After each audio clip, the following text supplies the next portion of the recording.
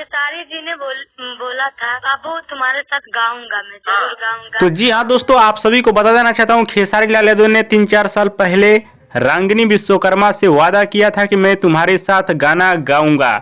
इसका खुलासा रांगिनी विश्वकर्मा ने एक इंटरव्यू के दौरान किया है। लेकिन किसी कारणवश खेसारी लाल यादव रांगिनी विश्वकर्मा के साथ गाना नहीं गाते हैं। और आप सभी को बता दूं, इस समय रांगिनी विश्वकर्मा पूरी तरह से छा गई हैं। छा जाने का वजह यह है कि जब से हनी सिंह ने अपने गाने में मौका दिया है इनको, तब से रांगिनी विश्वकर्मा पूरी तरह से छा गई हैं। चारों तरफ इन्हीं का चर्चा हो रहा है। और जो हनी सिंह का गाना आया है, इनका ही लाइन काफी तेजी से इंस्टाग्राम पे वायरल हो रहा है, जो कि बड़ा ही कमाल का भोजपुरी गाना इन्होंने गाया है। थोड़ा सा अश्लील गाना भी है। तो क्या अब खेसारी लाल यादव को मौका देना चाहिए? जो वादा किए थे खेसारी लाल यादव रांगिनी विश्वकर्मा के साथ कि मैं तुम्हारे साथ गाना गाऊंगा, तो क्या अब खेसारी लाल यादव और रांगिनी विश्वकर्मा का गाना आना चाहिए या नहीं आना चाहिए? हमें नीचे कमेंट बॉक्स में जरूर बताइएगा।